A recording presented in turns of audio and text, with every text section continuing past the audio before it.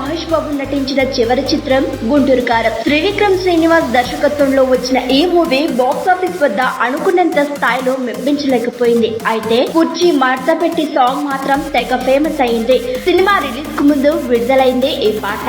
అప్పటి నుంచి ఏ కారులో విన్నా, ఏ ఫోన్ లో చూసినా ఇదే పాట పెట్టుకుని వింటూ కనిపించేవారు. ఇక థియేటర్ లో అయితే ఈ పాట వచ్చినప్పుడు ఫ్యాన్స్ పండగ చేసుకున్నారు. సినిమా అంతా ఒకెత్తైతే ఈ పాట ఇంకో ఎత్తు.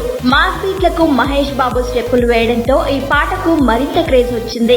మహేష్ ఎనర్జీ చూసి థియేటర్ లో ఫ్యాన్స్ తో పాటు సినీ ప్రేక్షకులకు కూడా ఈ సాంగ్ ఊపు తీసుకొచ్చింది. ఇక ఈ పాటలో శ్రీలీల తన గ్రేస్ స్టెప్పులతో అలరించింది. ఎస్ఎన్ తమన్ సంగీతం అందించగా శేఖర్ మాస్టర్ ఈ పాటకు కొరియోగ్రఫీ చేశారు. ఇక యూట్యూబ్ లో ఫుల్ వీడియో సాంగ్ విడుదల చేసినప్పటి నుండి ఈ పాట ట్రెండింగ్ లో నిలిచింది. తాజాగా 2024 యూట్యూబ్ మ్యూజిక్ లో టాప్ 8 సాంగ్స్ లో కుర్చీ మడత పెట్టి చోటు దక్కించుకుంది. ఈ పాటకు 528 మిలియన్లు అంటే 52.8 కోట్ల వ్యూస్ వచ్చాయి. యూట్యూబ్ లో ఈ సాంగ్ విడుదలై 10 నెలలు గడుస్తున్నా ఇప్పటికీ ట్రెండింగ్ లో ఉండడం గమనార్హం. మరోవైపు న్యూ ఇయర్ సందర్భంగా డిసెంబర్ 31న గుంటూరు కారం సినిమాను థియేటర్ లో రీ రిలీజ్ చేశారు. మూవీ రీ రిలీజ్ కు ఏకంగా 50కి పైగా షోలు వేశారు.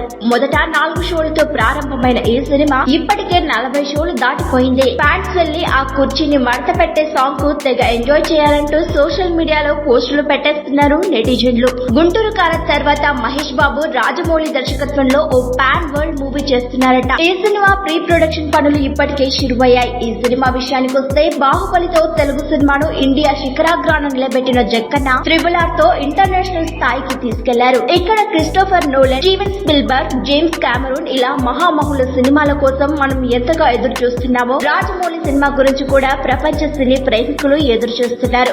పక్క దేశాల్లో RRR సృష్టించిన సంచలనాన్ని ఇప్పుడప్పుడే మర్చిపోలేం. టాలీవుడ్ సినిమా ప్రపంచం మొత్తం మాట్లాడుకునేలా చేశాడు.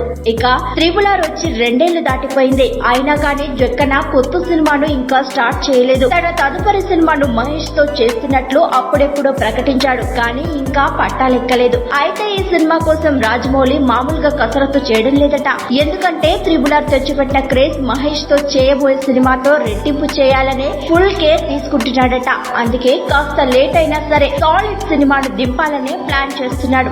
ఇప్పటికే స్క్రిప్ట్ పనులు పూర్తి చేసుకున్న ఈ సినిమా ఏ క్షణమైనా పట్టాలెక్కే ఛాన్స్ ఉంది. ఇప్పటి వరకు మనం చూడని మహేష్ ను సినిమాలో చూపించబోతున్నారట. ఇదిలా ఉంటే ఈ సినిమాకు సంబంధించిన ఓ క్రేజీ టాక్ సోషల్ మీడియాను షేక్ చేస్తోంది. అదేంటంటే ఈ సినిమాలో విలన్ గా మలయాళ నటుడు పృథ్వీరాజ్ సుకుమార్ ను దింపబోతున్నట్లు తెలుస్తోంది. ఇప్పటికే ఆయనతో సంప్రదింపులు కూడా జరిపారని, ఇక రేపో మాపో అఫీషియల్ అనౌన్స్మెంట్ వస్తోందనే గట్టి టాక్ వినిపిస్తోంది.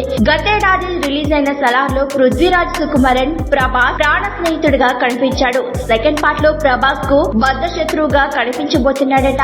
ఇక రాజమౌళి మహేష్ బాబు సినిమా విషయానికి వస్తే ఈ సినిమాలో మహేష్ ప్రపంచాన్ని చుట్టేవాడిగా కనిపించబోతున్నాడు. ఈ సినిమాలో కథానాయికగా ప్రియాంక చోప్రా ఫైనల్ అయిందని తెలుస్తోంది. అంతేకాదు వచ్చే ఏడాది జనవరిలోనే ఈ సినిమాను ప్రారంభించేలా ప్లాన్ చేస్తున్నట్లు తెలుస్తోంది. దాదాపుగా 1000 కోట్ల బడ్జెట్ తో ఈ సినిమా తెరకెక్కబోతుందనే సమాచారం.